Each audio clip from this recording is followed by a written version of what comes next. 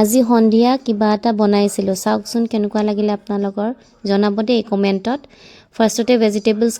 অলপ লৈ লৈছোঁ গোটেইখিনি মই চপাৰত চপ কৰি লৈছোঁ গাজৰ বিন কেপচিকাম পিঁয়াজ নহৰু জলকীয়া গোটেইখিনি একেলগে তাতে দি দিছোঁ মই 2টা কণী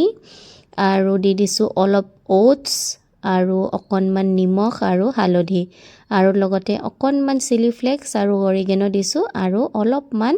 জালুকৰ গুড়ি আৰু আধা কাপতকৈ অলপ কম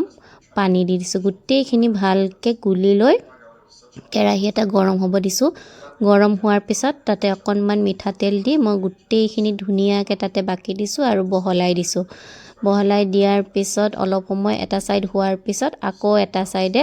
লুটিয়াই দিছোঁ লুটিয়াই দিয়াটো আপোনালোকক দেখাব নোৱাৰিলোঁ কাৰণ বহুত ডাঙৰকৈ বনাইছোঁ এইটো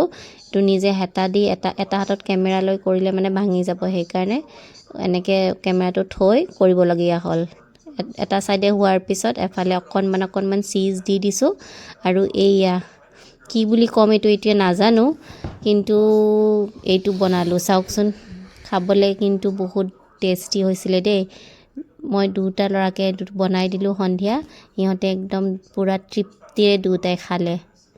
কেনেকুৱা পালে ক'বচোন আজিলৈ আহিছোঁ বাই বাই